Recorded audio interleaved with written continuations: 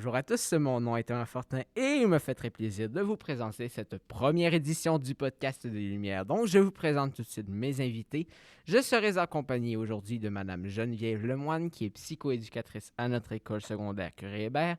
Je serai ensuite en compagnie de Madame Guylaine Simard, qui est notre technicienne en laboratoire à l'école secondaire Curie-Hébert, bien sûr. Et je serai en compagnie de mon ami Mathieu Delisle, qui est élève de secondaire 2 à l'école de secondaire Curie-Hébert et également co-créateur du podcast. Bonjour vous trois. Bonjour. Salut. Bonjour. Comment allez-vous? Je vais bien, toi? Je suis assez stressé. Sinon, ça va. Vous, mesdames? Très bien. Très bien, mais un petit stress, moi aussi. Ouais. C'est normal. C'est la première Oui. fois. Le premier, c'est toujours le plus difficile. Exactement. Donc, aujourd'hui, si je nous ai réunis toutes les quatre, c'est pour parler d'un sujet un petit peu délicat à parler. Est-ce que vous auriez une idée de qu'est-ce que ça peut être? Moi, oui. Oui, Madame Guylaine. Moi, je pense que c'est la différence. Oui, Madame Guylaine. Donc, la différence, c'est un sujet que je trouve difficile à aborder dans notre école parce qu'il y en a beaucoup de formes qui sont présentes, mais on s'en rend pas nécessairement compte, ou bien donc ça peut nous arriver de moins les accepter, donc on ne veut pas en parler. Donc aujourd'hui, la première édition du podcast des Lumières portera sur les différences intellectuelles. Et donc, je vais commencer par vous poser une petite question et cela débutera notre discussion. Êtes-vous prêts? Ouais. Oui. Donc, ma première question pour vous trois est celle de pouvez-vous donner un exemple de différence intellectuelle, évidemment? La mienne que je trouve difficilement acceptable, mais que plusieurs pensent que c'est une bonne, mais que je n'aime pas tout le temps, c'est la douance. Pourrais-tu nous définir un petit peu, s'il te plaît? Ton cerveau c'est plus que ton cerveau pense différemment que les autres et analyse d'une manière différente. Donc, par exemple, dans un problème de maths, ça se peut que j'ai même pas la réponse ou la technique d'un corrigé. C'est plus ça, mais ton cerveau trouve la manière la plus rapide, selon lui, de parcourir le chemin, mais ce n'est pas toujours la même que les personnes normales prendraient. C'est comme l'inverse d'une dyslexie. Ce que je trouve intéressant là-dedans, c'est que la douance, pour plusieurs personnes, ça ressemble à un petit génie, hein, quelqu'un qui réussit dans tout. Mais chaque différence apporte son lot de difficultés.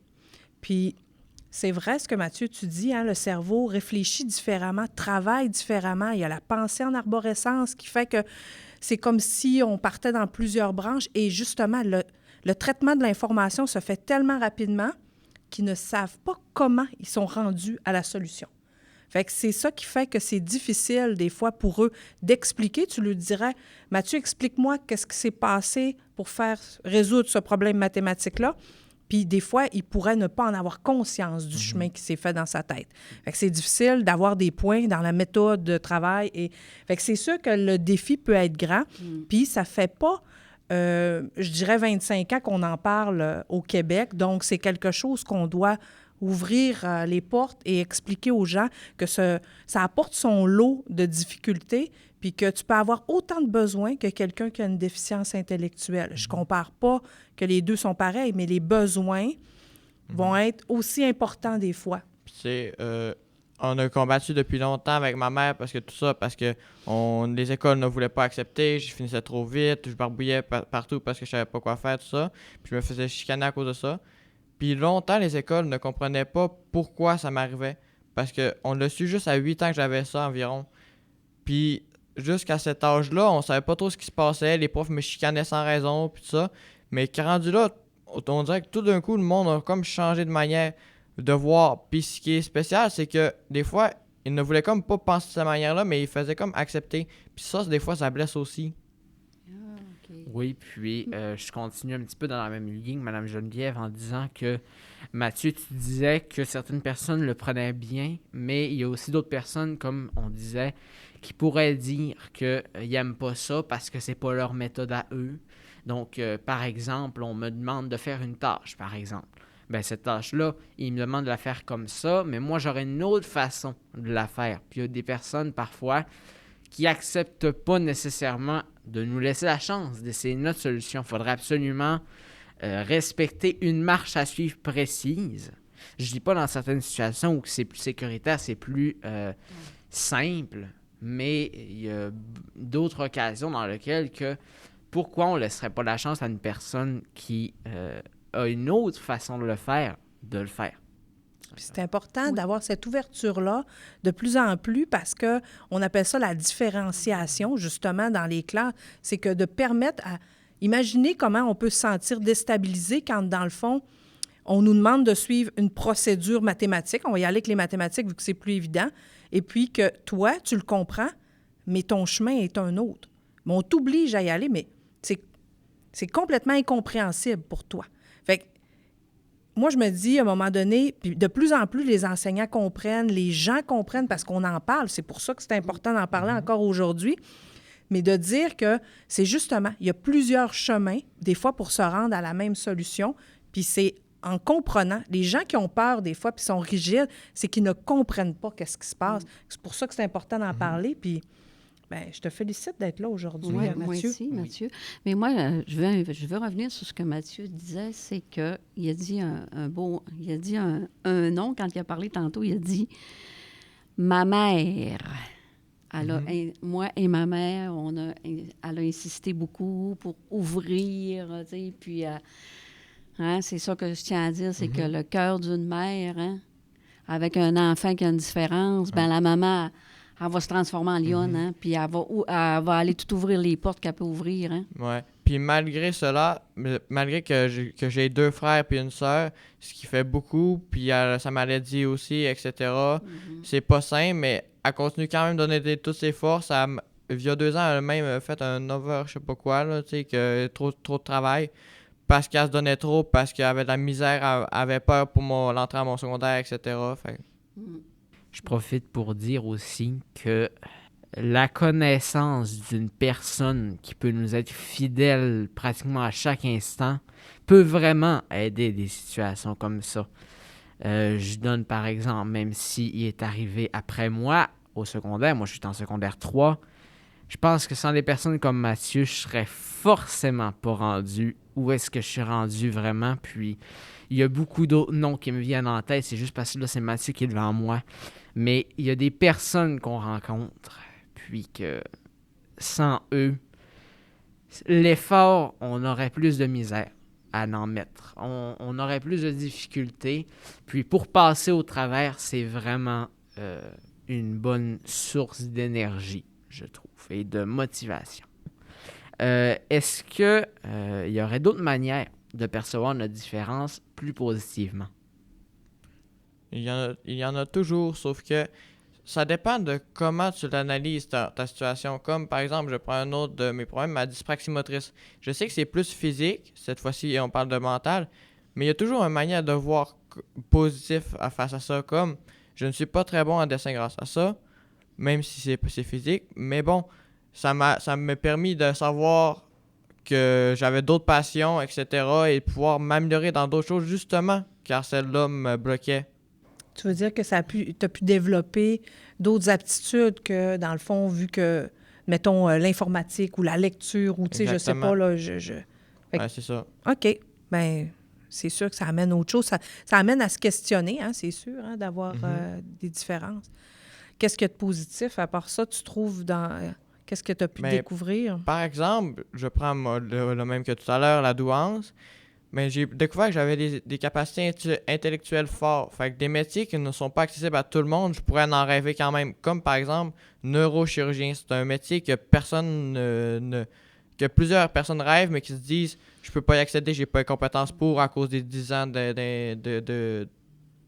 d'études. » Puis, ça fait que moi, je me dis c'est pas une barrière.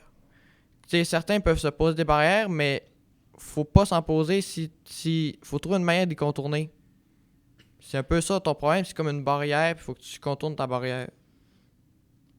L'image est bonne. Oui, l'image est bonne. Puis moi, je voudrais renchérir aussi là-dessus par rapport à l'image positive, c'est que moi, j'ai un enfant qui est différent. Ça fait que moi, c'est surtout du côté vu de la maman, vu des parents par rapport à ça.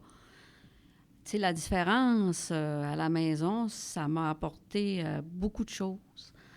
Ça m'a apporté, savez-vous c'est quoi? C'est que moi, mon garçon, il est non-verbal, fait qu'il parle pas.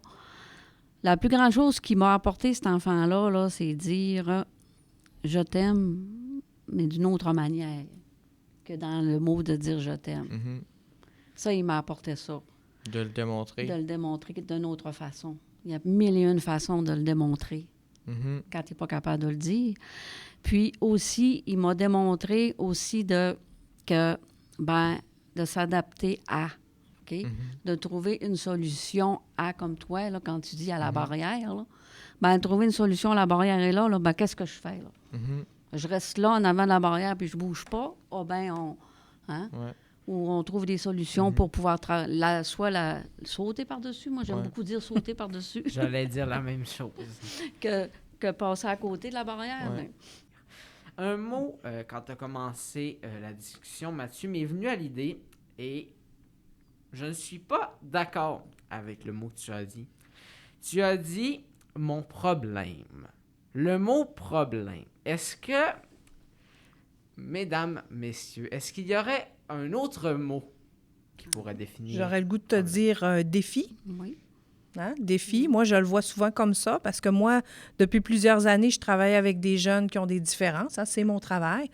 Et puis, je trouve que ces jeunes-là nous apportent, pour répondre à ta question de tantôt, nous apportent à nous ramener à l'essentiel souvent, Oui. aux vraies choses qu'on oublie, qui sont des fois évidentes pour nous, qu'on ne se pose pas de questions, comment parler, comment marcher, comment dribbler, comment...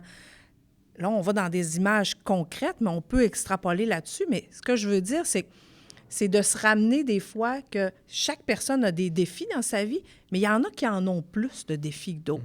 Puis oui, les parents vont faire foi de tout.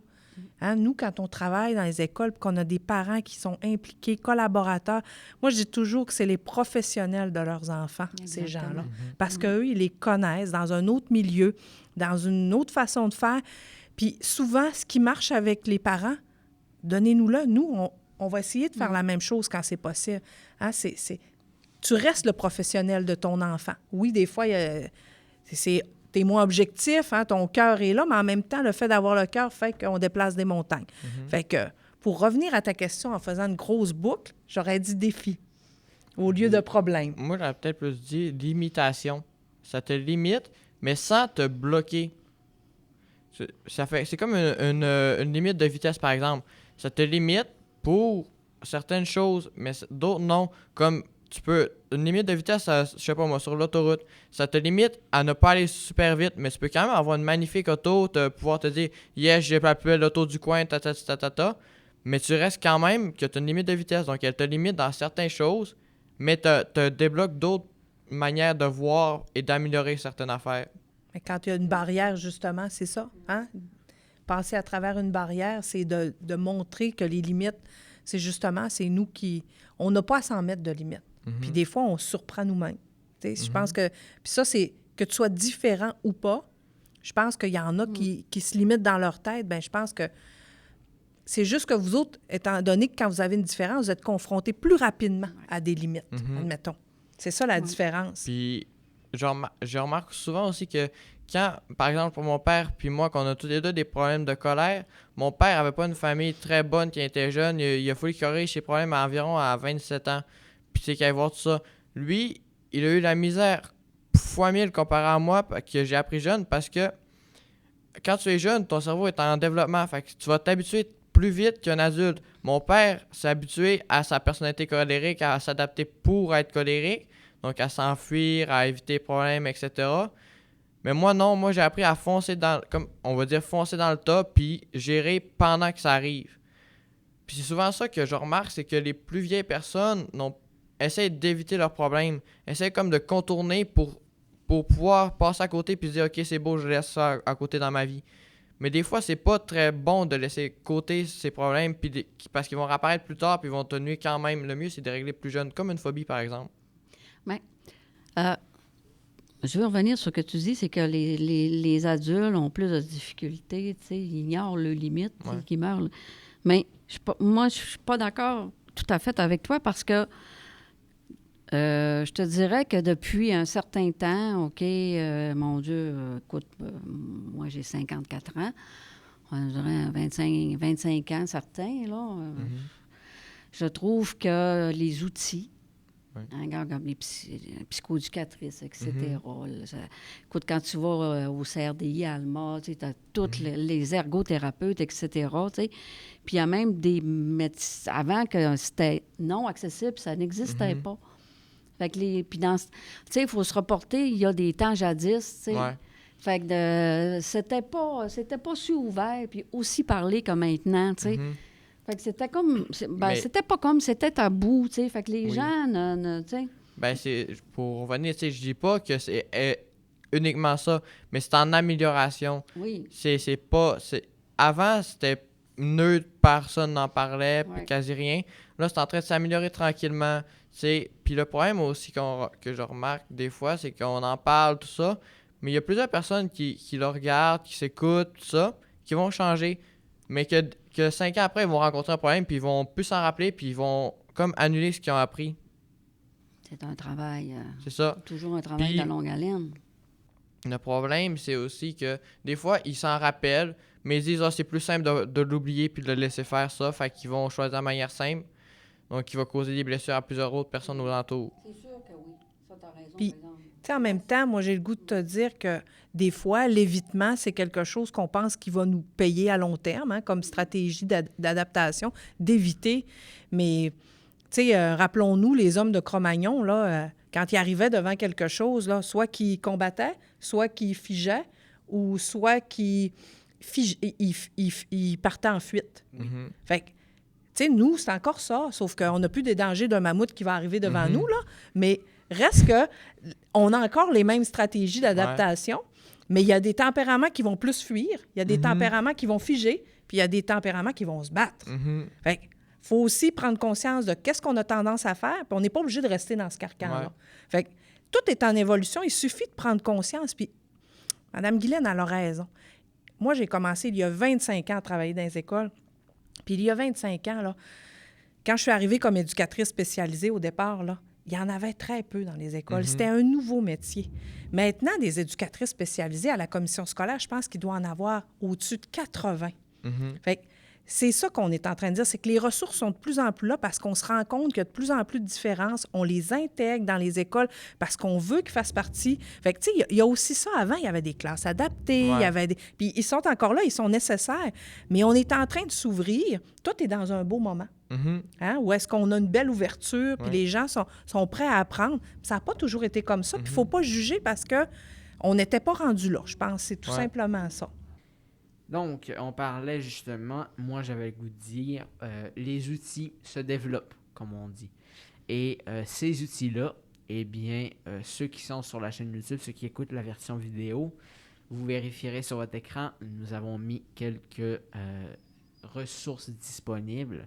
Si vous ressentez une situation semblable à la mienne, ou même à celle de Mathieu, ou bien non, la situation de Mme Guylaine, les ressources sont là. Puis, ça leur fera un plaisir de vous aider dans votre situation. Maintenant, j'aimerais savoir, est-ce qu'il y aurait une question que vous aimeriez vous faire poser afin de donner un peu plus d'informations sur votre différence? Écoute, moi, Thomas, je me sens très à l'aise de parler de ma situation, puis ça va peut-être aussi... ouvrir peut-être les yeux, les oreilles, le cœur aux gens, tu sais. Écoute, moi, j'ai un enfant qui est autiste, OK, il a 21 ans. Moi, il s'appelle Nicolas. Fait que Nicolas, il est non-verbal. Nicolas, il est hyperactif. Nicolas, il n'a pas la notion de temps. Nicolas, il a 21 ans, mais c'est comme un petit enfant d'à peu près, je te dirais, de 2 ans. Il fait aucune tâche par lui-même. Il se lave pas. De 0 ans, de la première fois qu'il est sorti de mon ventre, aller jusqu'à 2-3 ans, Nicolas, il dormait pas. Nicolas, il dormait 2 heures par nuit. Puis 2 heures, là, c'était beau, là, tu sais. Fait que Nicolas, c'était ça. Fait que...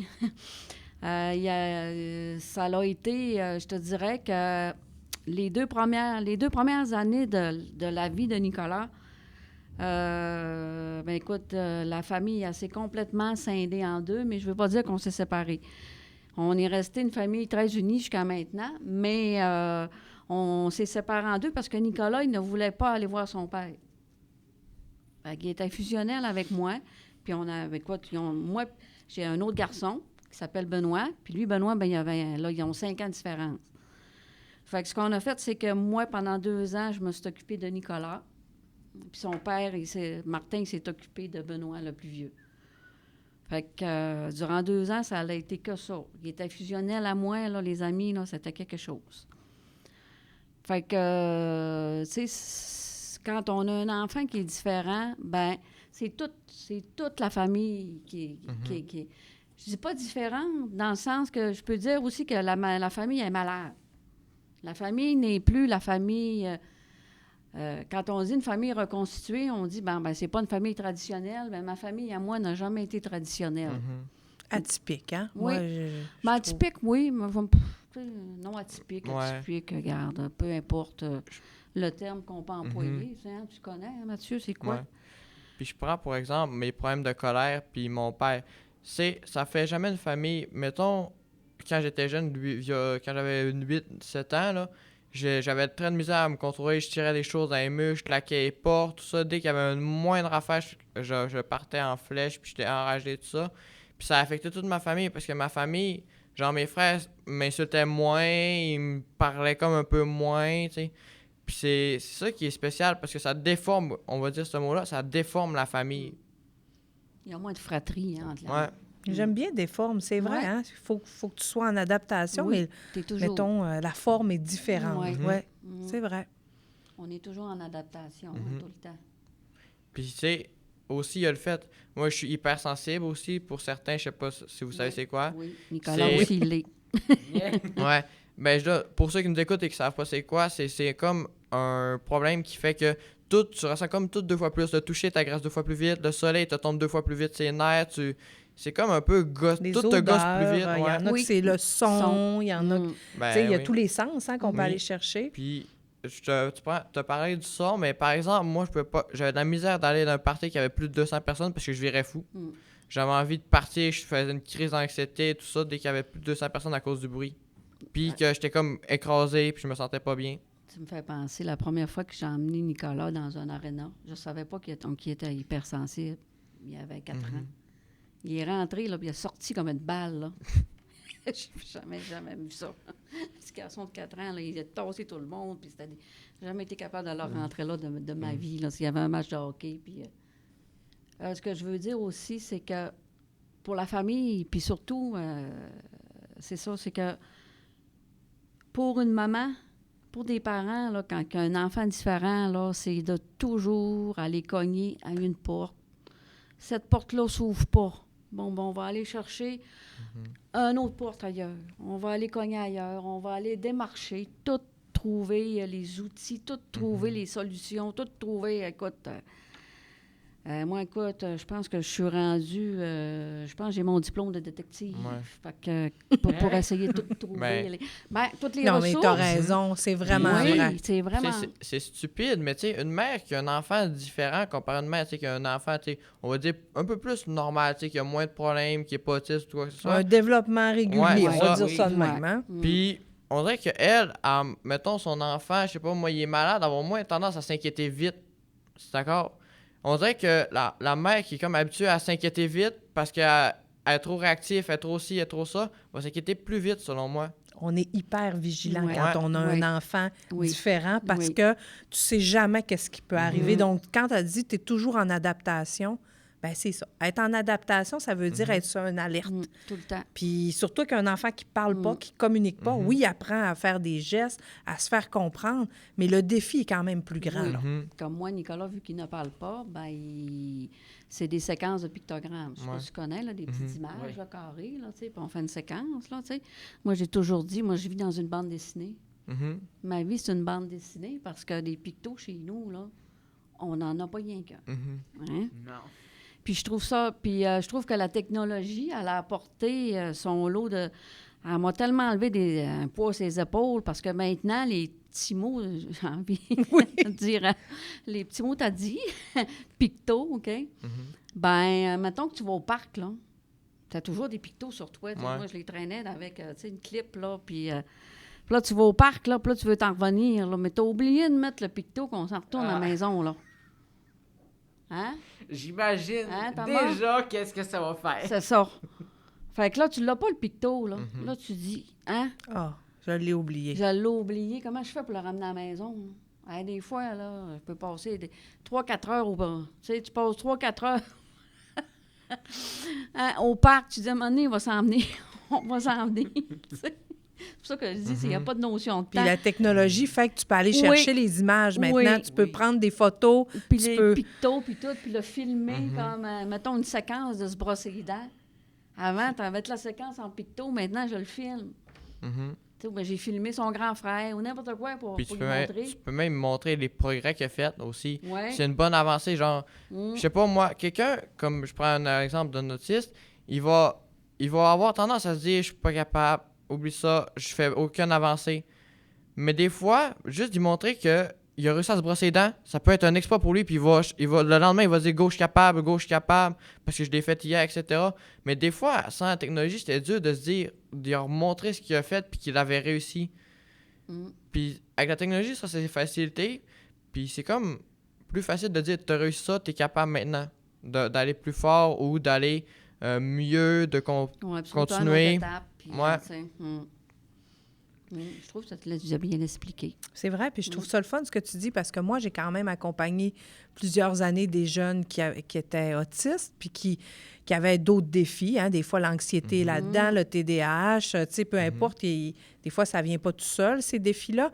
Sauf que c'est vrai qu'on oublie que cette réalité-là, que la séquence dans leur tête doit être claire. Moi, c'était rendu que j'écrivais, on fait ça, il va avoir ça. Puis des fois, c'était aussi précis que dans la dictée, il y aura 4 phrases, il y aura 7 équations mathématiques et on aura 2 verbes.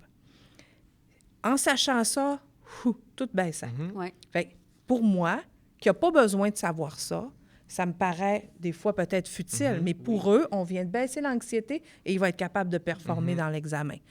Mais si je n'y écris pas dans l'horaire de la journée, ben là, je viens de... OK, on peut rajouter, il y en a qui s'adaptent mieux, tout ça. Mais tout ça pour dire que c'est vrai que les parents ont une réalité qui est tout autre. Ils ne peuvent pas là, partir comme ça, dire c'est imprévu, on s'en va là. Ça ne marche pas comme ça. Fait que c'est une réalité qui est importante à dire.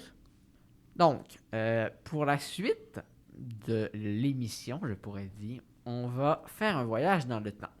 Mathieu, on va reculer de 8 ans. Madame Guylaine, on va reculer de 19 ans. Et pour ma part, on va reculer de 9 ans. Donc, au début, on va commencer avec Madame Guylaine. Comment ça a commencé? Les premiers, je dirais les premiers symptômes ou les premières apparitions, c'est que quand il a commencé, tu sais, un enfant commence à ramper à terre, il marche, puis tout ça. Fait que Nicolas, il jouait toujours avec les 5 mêmes jouets. Il était toujours en face du mur, puis il jouait avec ces jouets-là. C'est tout ce qu'il faisait. Tu sais, là, assis là, puis il bougeait pas.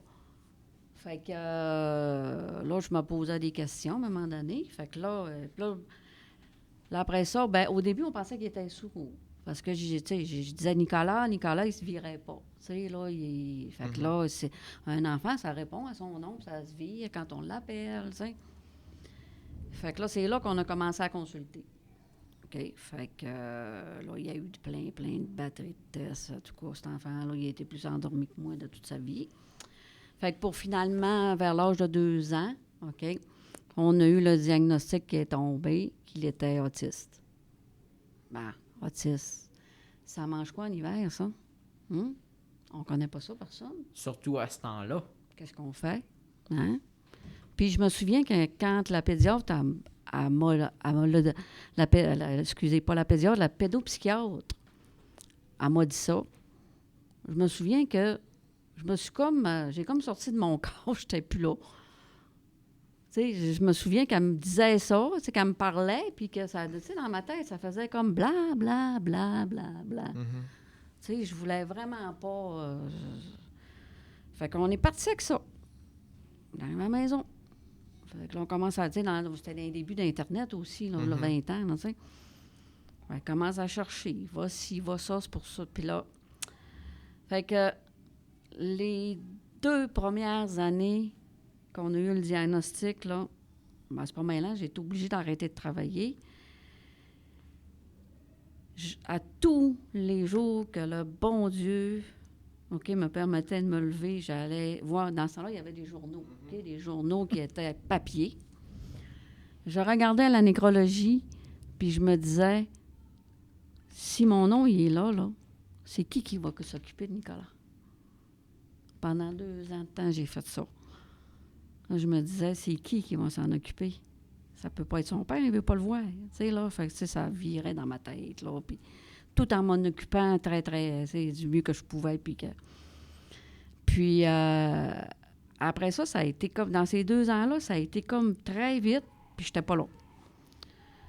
Tu sais, moi, écoute, j'allais travailler, là, les amis, là, j'avais un chandail à manches longues, comme ça, un col roulé jusque-là. Parce que j'étais pincée. J'étais pincée de partout. J'étais bleue partout. Écoute, si je pense que j'étais allée travailler en t-shirt, le monde aurait dit ton mari de bas, certain. Là, tu sais. Mais c'était Nicolas. Nicolas, il faisait du flapping. Savez-vous c'est quoi, tu sais, là, qui fait ça de même, là, comme ça, là? Fait qu'il y a peut-être 20 armoires, puis il voulait avoir de quoi, là. Qu'est-ce que tu veux? Là, j'ouvrais tous les panneaux d'armoire, tout ce qu'il voudrait. Mais, tu sais, qu'est-ce que tu veux? On t'a le donné, dis-moi-les, mais t'es pas capable de me le dire. Fait qu'il s'approchait de moi, là. J'en avais tellement peur, là, qu'il me pince puis qu'il me mord. Oh! J'avais toutes les petites dents rentrées partout, là, tu sais. Fait que là, à un moment donné, ben la médecin, elle m'a vu. Fait que là, elle dit, il faut faire de quoi? Fait que là, on a eu notre premier intervenant. Puis là, après ça, ben c'est comme ça que ça s'est engagé. Puis là, on a eu tous les services qu'on a eus, là. Mais je vous avoue que les 5 premières années, là, ça a été très, très, très, très, très difficile. Avant de passer à Mathieu, y aurait-il eu quelque chose qui aurait pu vous aider? Oui, il y aurait eu des choses qui auraient pu m'aider, mais c'est parce que, tu sais, dans ce temps-là, ben, ça probablement que ça existait, mais on ne le connaissait pas. Maintenant, c'est plus facile, parce que, gars comme moi, maintenant, je suis parent conseiller pour les parents qui ont le diagnostic, parce que quand tu as un enfant handicapé, tu as plein de papiers à remplir au niveau du gouvernement pour avoir des petites maudites subventions, là, tu sais, là, qui, en tout cas, excusez, qui ne payent rien, ça me choque, mais en tout cas. Fait que, comme si ça allait changer en cours de vie. Là. Il y a tout le temps... Faut le dire. C'est en disant les choses qui pourraient avoir place à amélioration que les choses vont changer. Je donne un exemple. Je suis rentré au secondaire. Moi, j'étais dans la vague qui avait une classe de secondaire 1 qui avait de plus. Puis, je me suis rendu compte l'année dernière, c'est pour ça que j'ai fait une transition au programme d'agriculture l'année dernière, justement. Ils ont tendance à tout regrouper ensemble. Okay, ouais. Les personnes qui étaient un petit peu comme moi, un petit peu comme Mathieu, qui avaient des différences comme ça, ils étaient pratiquement toutes dans le même moton. Pourquoi on colle un collant sur ces personnes-là pour qu'on mette, je vais dire les vrais mots, qu'on mette tout le... Évidemment, c'est pas ce que je pense, mais c'est le mot que les personnes pensent. Pourquoi on mettrait tout le paquet de troubles ensemble s'il y aurait très moyen de trouver des solutions concrètes pour ne pas être obligé de les regrouper ensemble? Selon moi, c'est l'une des choses les moins saines pour ces personnes-là que de juste voir ça. De voir que vous êtes différents, on vous met dans ça.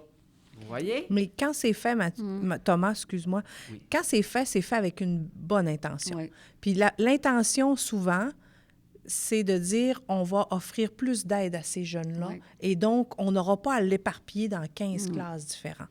Je comprends que toi, tu te sens étiqueté puis que ça peut...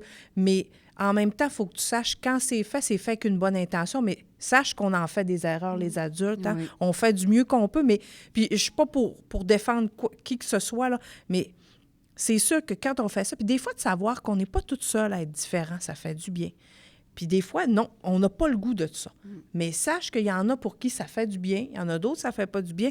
Mais l'intention, c'est de regrouper les services. Parce que si on met les services tout éparpillés dans plusieurs classes, je te le jure que c'est plus complexe. Ah, il faut que je sois là à telle période. Tu sais, dans la réalité de 5 périodes par jour, là, c'est ça quand même notre réalité. Puis je te dirais que pour avoir été souvent dans les classes dans le passé, tu sais, c'est fait de façon bienveillante, puis on s'améliore toujours. C'est important de le dire, mais c'est fait avec une bonne intention au départ. Ça, c'est sûr.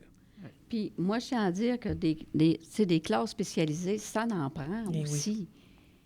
Parce que comme moi, mon Nicolas, il n'est pas scolarisable. Là, il peut pas rien apprendre. Ben, peut-être qu'il apprend certaines choses, mais on ne le sait pas. Il n'est pas capable de le vulgariser. Mais on en a besoin. Puis moi, je trouve que aussi, ça a du bon, tant mort d'être centralisé. Parce que si, exemple, on a seulement une psychoéducatrice, bien, il faut qu'elle se sépare mettons, dans 14 groupes. Puis là, ben, on en a seulement un, il faut qu'elle se concentre. T'sais. Il y a ça aussi qu'il faut... Il y a tout ça. Je sais que ça peut être très frustrant. Puis... Je sens que je me suis laissé emporter. Oui, mais c'est correct. Mais non, mais on est là pour discuter, puis c'est correct parce que c'est ta vision à toi. Puis toi, tu l'as perçu comme ça. Mais nous, quand on prend ces décisions-là, puis je dis nous, mais c'est pas moi qui les prends, là, en passant. Non. Mais quand les adultes prennent des décisions, c'est dans l'intention de vous offrir un maximum de services. Puis ça, c'est sûr, parce que vous en avez besoin. Je crois que ma vision des choses est maintenant changée à jamais. Bon, mais tant mieux. Donc, on reprend notre voyage dans le temps. Il y a combien de temps? 8 ans. 8 ans. Alors, comment tu te sentais avant de savoir que tu pouvais avoir certaines différences? À cette époque-là, j'étais en première année. Puis, tu sais, comme je m'emmerdais tout le temps à cette époque-là, puis vu que je m'emmerdais, puis on savait pas encore ce que j'avais, mais ils voulaient rien mettre en place à l'école. Fait que je coloriais mes lettres. Mettons, mes A, je colorais à l'intérieur, je colorais à l'intérieur du haut, tout ça, parce que je m'emmerdais. Mettons, la prof donnait, je sais pas moi, un texte, puis qu'il fallait répondre à des questions bien simples, comme un petit livre. Mais des fois, là, puis le texte était papier, je coloriais les lettres parce que j'avais fini 15-20 minutes avant tout le monde. Puis elle voulait rien mettre en place parce qu'on savait pas ce que j'avais. Fait qu'elle me considérait comme normal. Tu vois, tu mets un gros point sur ce que tu dis.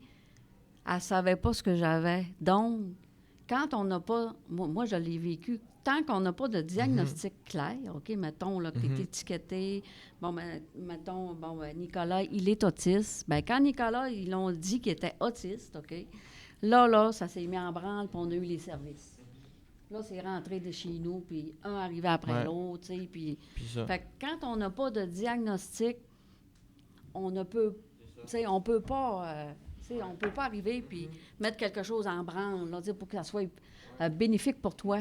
Puis de là, l'importance que les parents doivent pousser puis doivent demander de l'aide, même si c'est pas facile, puis que justement, les portes, des fois, c'est « Ben non, il est colérique. Ben non, il est ici. Ben non, il est... » Bien, des fois, il faut aller plus loin, puis parce que, justement, il y a des réponses à ça. Puis après ça, en deuxième année, on a su que j'avais un TDAH, au début de la deuxième année. Fait que là, ça s'est amélioré, ça a commencé à découler, à avoir des examens, tout ça. Mais en troisième année, à cette époque-là, c'était pas en deuxième année qu'on apprenait les lettres attachées, c'était en troisième année. Mais j'étais pas capable d'écrire en lettres attachées, puis j'écrivais déjà très mal. Fait qu'on a commencé à me faire des tests, tout ça. Puis ça, on en reparlera plus tard parce que on l'a pas su vraiment tout de suite, okay. Parce qu'on a comme mis de côté à cause des problèmes. Mais on a su, milieu de troisième année, que j'étais hypersensible et colérique et empathique. OK, j'ai tout le kit d'émotions puis ça. Puis anxiété chronique, je l'ai oublié aussi. Ah, OK. C'est, tu sais, le package qui est chiant, là, tu sais, de comme, t'es stressé, tu vas péter une coche, puis à cause que tu vas péter une coche, ton père va te péter une coche, puis toi, tu vas encore plus fâché. Tu sais, le pattern un peu gossant, là. La réaction en chaîne. Ouais, ça. Puis, après ça, quatrième année, fin quatrième année, je dirais plus, fin quatrième année, début. Ben, dans l'été, entre la 4 et la 5, on a su que j'avais le Gilles la Tourette. Puis on a su qu'à cause que j'avais beaucoup de tocs, genre je me roulais les cheveux, je me grattais le cou tout le temps, puis tout ça. puis c'est un des symptômes, puis tout ça. Après ça, on a fait vers 6... J'ai oublié de dire aussi que vers le début, on avait fait plusieurs tests pour trouver pourquoi j'étais autant fort, pourquoi je m'emmerdais autant que ça. Mais j'avais un QI très haut, mais à cette époque-là, on savait... C'était comme pas tant douance. OK. Le monde, t'étais trop bas, t'avais une dyslexie, t'étais trop haut, t'étais juste surintelligent. C'était plus ça. Fait qu'il y avait pas de diagnostic à cette époque-là, mais dès que il y a eu des recherches à douance pis ça a fait de même, puis ça a commencé comme environ en 5-6e année. Là. OK. Puis après ça, ben là, en seconde. Puis à la fin 6e année, vu que j'étais toujours pas capable de couper ma bouffe comme il faut, puis ça, là, on a retourné voir pour savoir si j'avais pas un problème motricité fine, puis ça qu'on a su que j'avais un dyspraxie motrice, coordination et motricité fine. Puis c'est pas mal ça. Hey. Moi, j'ai un bon package. Non, mais Hey. écoute, t'es une personne très exceptionnelle, je trouve. Oui. Mhm. Puis je trouve qu'on gagne à te connaître. Ouais. Hmm? Puis t'sais, pour revenir sur ton affaire de tantôt, ce que tu disais, Guylaine, là, Ouais. c'est des services puis tout ça. J'ai eu, je pense, 3 psychoéducatrices à la maison. J'ai eu un paquet de trucs. Je prends des pilules depuis que j'ai 5 ans. Puis après ça, ben 5-6 ans, là, parce que depuis que on a su mon problème. Là. Mhm. Parce que c'est flou dans quelle date, parce que tout ça, parce que c'est... Bref. Puis, j'ai une psychoéducatrice, là. Ouais, pédopsychiatre, c'est ça que je cherchais. Puis ça, puis j'ai la même depuis les débuts. Annick? Non, c'est Dr. Chouinard à Chicoutimi. Mm. Puis, on dirait que, tu sais, on s'habitue à la manière de penser de quelqu'un. Fait qu'elle, comme mes réponses, elle fouillait d'une telle manière parce qu'elle savait que j'étais d'une manière. Fait que, tu sais, quand on a vu c'est quoi que ça faisait changer plusieurs fois de personnel. Ouais. Parce que j'ai varié beaucoup de psychoéducatrices parce qu'ils changeaient de place, changeaient de secteur, tout ça. Puis j'étais pas capable, à cause des problèmes de collège, j'avais une psychoéducatrice. Mais on n'était pas capable de m'adapter parce qu'à chaque fois, il fallait recommencer l'histoire, recommencer. Exactement, Puis c'est une boucle. Fait que Oui, ça vraiment, c'est Puis un c'est- bon point que tu amènes, ça, les changements d'intervenants. Mhm. Puis, oui, c'est un grand défi. Puis moi, là, nous autres, on a été chanceux. Nicolas, ça a été... On n'a presque pas eu de changement dans notre vie d'intervenant. Ça, là, ça a sauvé aussi, Mhm. ça. Parce que moi, je n'en entendais des histoires d'horreur aussi. Mhm. Là, tu sais, bon, ben, on a encore changé enfin, un autre, puis un autre, puis un autre. Tu sais, ça, c'est Mhm. difficile pour l'enfant, mhm. la personne qui Puis reçoit c'est- Pour les parents, le donc. service. Les parents aussi. C'est pour avoir vécu une psychoéducatrice, ce qui était dur, c'est que, tu sais, chacune des psychoéducatrices avait une technique d'approche différente. Ouais. Fait qu'à chaque fois, il fallait que tu recommences, tu travailles des trucs différents, etc. À un moment donné, ma mère a dit, à 11 ans, 10 ans, 10 ans et demi, ma mère a dit, on lâche tout, tu vas faire tes programmes par toi-même, puis ça va finir là. Parce qu'elle était tannée de changer, puis de changer, puis de changer, puis de tout ça. Que je la comprends. Puis, rendu là, j'ai commencé à travailler par moi-même. Puis mon père ramenait, mettons, à chaque fois, mon père venait du CRA parce que lui, il était en train de travailler aussi justement pour la même affaire. Et je venais m'asseoir avec lui dans le salon, puis ma mère, puis il parlait de lui, ce qu'il avait vu là-bas. Puis je parlais aussi des problèmes. Puis tu sais, à force de travailler moi-même, j'ai réussi à me contrôler. Tu sais, je suis pas encore parfait. J'ai encore, tu sais, mais là, je sais quand ça va m'arriver. Ça, c'est... Puis c'est ça le plus dur, c'est de savoir quand ça va arriver. Parce que me contrôler, j'arrive une fois par 2 mois que je pète une solide coche. Mais j'arrivais tout le temps à la contrôler, quasi. Mais je savais jamais quand ça allait arriver. Ouais. Fait que je savais pas quand ça allait arriver, fait qu'elle allait tout le temps trop haut parce que je pouvais pas réduire quand elle était dans les bas stages. Ouais, les signes avant-coureurs. Ouais, de, ça. De détecter quand Ouais, est-ce qu'elle arrive. Comme les points fermés, tu griges dans des affaires là, ben stupides.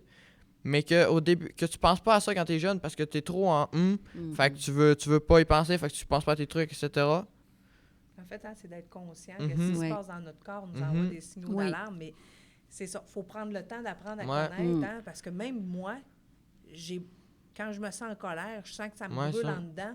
Puis pourtant, ben c'est ça. C'est d'être à l'écoute Mhm. de ce qu'on est, puis de ne pas éviter. Mais c'est ça. Hein, les défis quand on est Ouais. jeune, c'est beaucoup Puis plus c'est- difficile. Là. Puis vu que j'étais différent puis que j'étais jeune, j'avais fait de mes difficultés à faire des amis et tout ça, fait que je savais comme pas où je me situais. Fait que c'était encore plus dur pour me retrouver Ouais. de c'est quoi Les que repères. j'étais, puis tu sais, parce que vu que je savais pas si j'étais qui, puis pas je savais pas j'étais qui, mais tu sais, Ouais. moi je veux dire, je me repérais comme pas, je m'identifiais comme à rien. C'était plus dur de savoir j'étais quoi, puis qu'est-ce qui était mes signaux. Absolument. Moi, j'ai envie de dire, on parlait de réaction forte. Faut pas juste penser à ces points-là. Faut penser que chaque personne a ses bons côtés. Oui. Tu sais, je pense à Mathieu, il me dit il y a plus de difficultés, peut-être une fois ou 2 mois. Mais moi, personnellement, je vois tout ce qu'il réussit à faire, même depuis 1 an, parce que ça fait rien que depuis 1 an que je le connais. J'ai réussi à le connaître de plus en plus. Je sais peut-être qu'il y a des choses qu'il aime moins, comme il y a des choses qu'il aime plus, puis je pense pas aux facettes qu'il aime moins. Il faut que j'y pense un peu pour prévenir, si jamais je sais qu'il y a quelque chose qu'il n'aimera pas. Mais je préfère autant faire valoir ses bons côtés. Puis je trouve que c'est beau de mettre en lumière vos forces, vos différences, parce que je pense que c'est ça un peu, moi, mon travail, c'est de mettre en lumière toutes les forces de ces gens-là, parce que chaque personne en a. Puis toi, tu es capable de les voir. Toi aussi, tu es capable de les voir. Madame Guylaine, ben c'est clair qu'elle a vu beaucoup de force en son garçon, sinon, il ferait longtemps qu'elle aurait baissé les bras. Hein? Oui. Mais c'est un peu ça qui est beau là-dedans, c'est de se dire que, parce qu'on dit toujours, tout le monde est différent. Mais c'est vrai qu'on n'est pas tous égaux. Non. Puis ça, faut pas se faire semblant. Hein? Puis, un point que j'ai l'impression de voir, on dirait que quelqu'un, tu sais, qui pense vite, tu sais, qui comme pense vite puis qui pense pas vraiment aux autres, ben il va dire souvent à une personne comme moi qui fait un échec dans sa vie, il va dire il est pas fort lui. Mais rappelle-toi tout ce que j'ai fait avant, puis tout ce que j'ai vécu, puis tout, c'est le background d'avant, pourquoi c'est arrivé. Moi, petite anecdote, il y a été un temps, avant les fêtes, on faisait du karaoké dans la grande salle. Presque, je dirais, le 3/4 de l'école était là, parce que c'était l'hiver, faisait plus froid, le monde était plus en dedans dans la mythique. Puis, Mathieu s'en va chanter une chanson en avant. Il termine sa chanson. Je pense qu'il n'y a pas une personne qui applaudissait pas. Comme quoi, faut pas juste penser, comme je le disais tantôt, au mauvais, je dirais mauvais, au moins bon côté d'une personne comme Mathieu.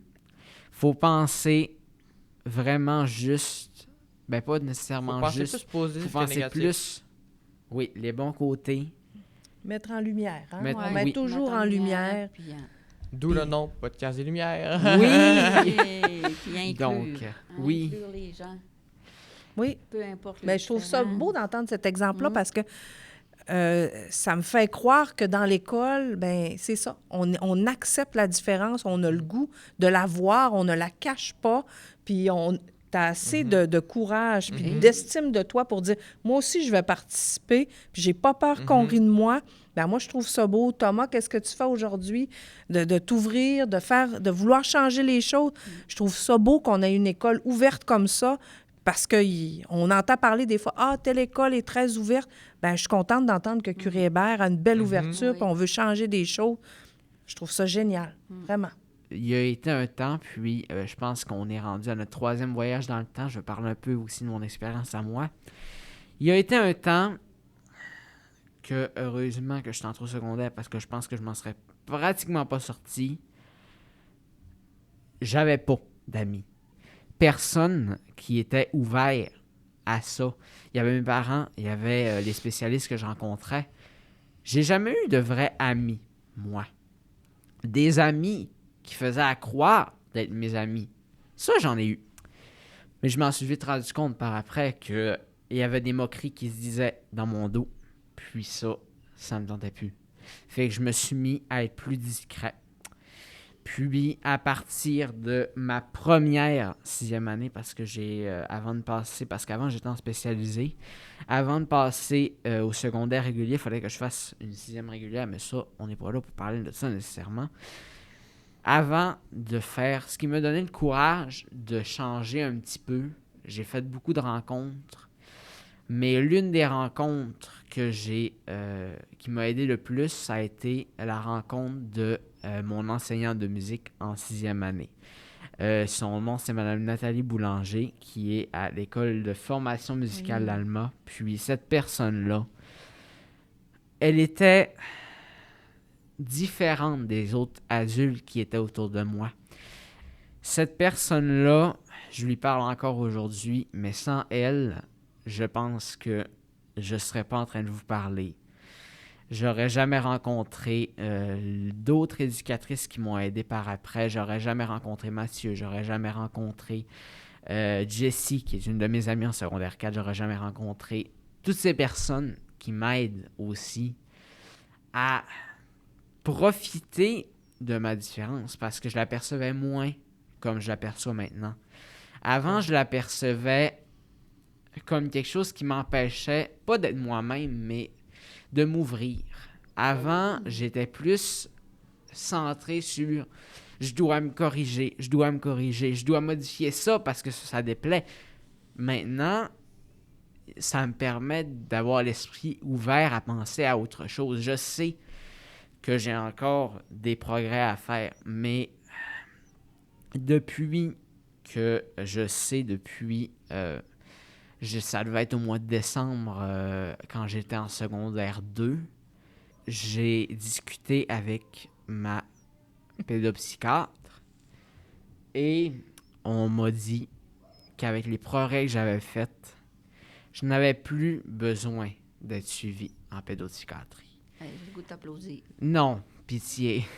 Non, parce que je sais que Mais tu as fait beaucoup d'efforts. les progrès finissent toujours par être récompensés. Comme j'aime bien dire, il y a 3 étapes dans un problème. Je vais dire ça de même. 3 étapes. Tu as le déclenchement qui déclenche le problème. Tu as le décliqueur, que j'appelle, comme j'aime bien dire. C'est comme la personne ou l'objet ou l'endroit qui va te faire dire « faut que je change ». Puis après ça, tu as les effets positifs. Puis comment je dirais ça? C'est parce que quand tu vois le négatif puis tu sais qu'il y a du négatif, ben tu vas savoir aussi qu'il y a du positif après. Que même s'il y a quelque chose qui arrive, c'est pas pour rien que ça arrive. Moi, je le vois de même. Oui, c'est ça. Oui. Très belle vision, cher. Les garçons, vous parlez, puis je vais avoir du travail à faire chez nous. Mais, vous savez, moi, là, je réfléchissais tantôt quand tu disais de où ça a pu commencer. Bon, moi, je me rappelle qu'au primaire, déjà, j'avais une empathie puis une sensibilité qui me faisait m'ouvrir vers les jeunes différents. Dans mon école à moi, il y avait des classes spécialisées. Puis à l'époque, ben, c'était pas dans toutes les écoles qu'il y en avait. Puis moi, je me rappelle que je me retrouvais au service de garde. Puis j'avais plein d'amis, mais j'avais le goût de connaître ces élèves-là. Je les trouvais tellement beaux. Parce qu'à l'époque, moi, j'ai 45 ans, là. Fait qu'on remonte quand même à mon école primaire. C'était le début quand même. Il y avait des classes spécialisées. J'imagine qu'il y en avait avant, là, mais tu sais, l'intégration n'était pas très forte, là. On s'entend là-dessus. Puis moi, je me rappelle d'avoir l'empathie, de sentir des fois ce que les autres avaient de besoin. Puis il y en avait qui parlaient, il y en avait qui ne parlaient pas. Puis moi, je m'amusais avec eux. C'était mes amis, je les trouvais beaux, je les trouvais intéressants, intriguants. Puis j'avais le goût. Fait que des fois, tu sais, quand tu dis, il y en a qui voient le négatif, ben moi, je voyais le beau. J'ai toujours vu le beau. Puis je pense que c'est pour ça que je fais ce métier-là, parce que moi, je vois le beau en premier. Malgré les défis, malgré les problèmes, malgré tout ce que la personne peut avoir quand tantôt tu as dit, gars, moi, j'ai tout ça, j'ai tout ce package-là. Ben moi, je vois le beau. Puis je me dis, oui, on a ça, mais on se remonte les manches, puis let's go, on y va. On y va. Tu sais, moi, c'est ça que j'ai toujours vu. Maintenant, bon, j'ai étudié, je suis allée chercher autre chose. Mais à l'intérieur de moi, j'ai toujours senti que que je pouvais faire quelque chose. Pas vrai qu'à 7-8 ans, là, je savais que j'allais faire ce métier-là. Non, Là. Une expression que ma pédopsychiatre me dit que j'aime bien, défoncer le mur. Ouais. Exactement. Tu sautes dans le problème pour le régler au plus rapidement. Ouais. Hein? On fera pas le tour, là. Ouais. On va regarder, puis ouais. on y va. T'analyses, puis quand tu as la bonne technique, tu fonces dedans, puis tu le détruis. Comme on a des personnes sages alentour de cette terre. Mais pour terminer, je dirais en beauté, j'aimerais, pour le plaisir, qu'on se donne chacun une qualité. On va commencer par Mme Geneviève dans son travail. Bien, justement, l'empathie, pour moi, d'être capable de me mettre à la place de quelqu'un, d'essayer de comprendre qu'est-ce qu'il vit, même si ce n'est pas mon vécu à moi. Hein, ce côté qui est hypersensible, moi aussi, qui a une sensibilité, là, je dirais que des fois, elle peut nous nuire parce qu'on on a beaucoup de sensibilité, donc c'est dur à gérer, mais en même temps, ben c'est ce qui nous permet de mieux comprendre et mieux à l'écoute des autres. Donc, pour moi, c'est mon empathie, ma sensibilité.